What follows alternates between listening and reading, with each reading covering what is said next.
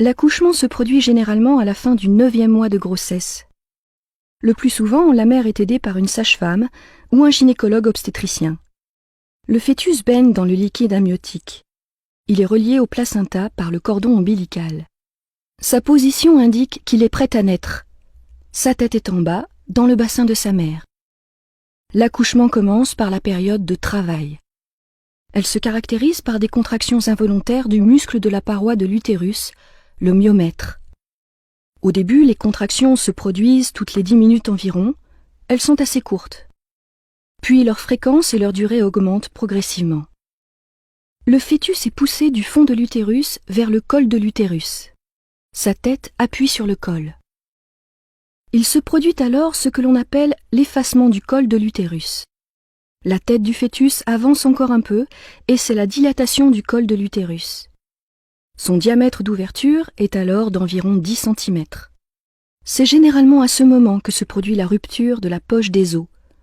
Le liquide amniotique s'écoule. La période de travail est terminée.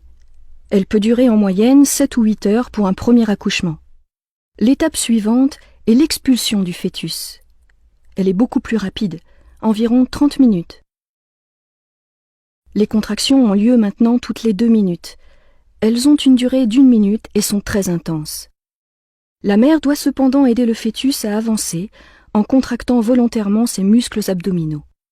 La tête du fœtus avance dans le vagin tout en effectuant une rotation. Elle commence à sortir en se redressant vers le haut. Puis, la sage-femme ou le médecin saisit le bébé par la tête et la tourne afin de faciliter le passage de la première épaule, puis de la deuxième, et enfin de tout son corps. C'est la naissance.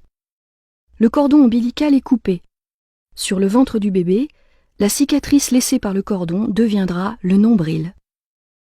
L'accouchement n'est pas encore tout à fait terminé pour la mère. En effet, quelques minutes après l'expulsion, les contractions reprennent. C'est l'étape de la délivrance. Aidée par le médecin, la mère expulse le placenta.